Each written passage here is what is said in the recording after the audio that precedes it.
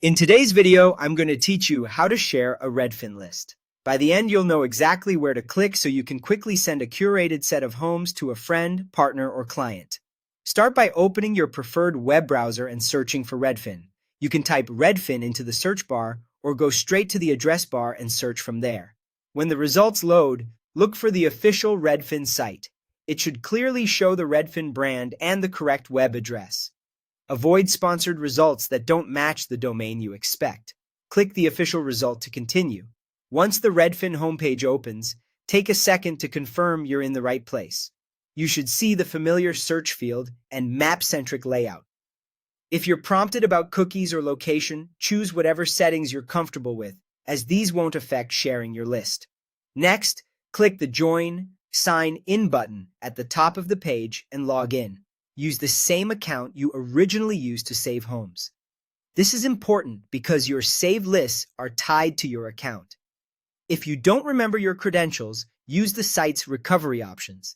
After you successfully sign in, you'll be taken back to the main experience. Now move to the top right corner and click your name or profile icon. From the drop-down menu, select Favorites. This is where Redfin stores your saved homes and any lists you've organized.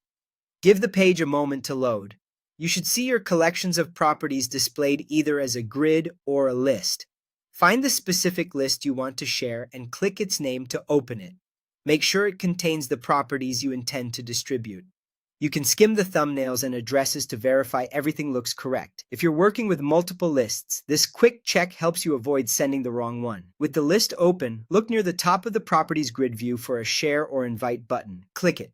Redfin typically presents options to invite people directly or to generate a shareable link. At this point, you can review any available settings that control who can access the list and what they can do with it. If you don't see the Share or Invite button, try refreshing the page, verify that you're still logged in, and confirm the list actually contains saved homes, since some sharing options may not appear for empty lists. That's it. You've navigated to your favorites, opened the right list, and used the Share or Invite control to distribute it with confidence.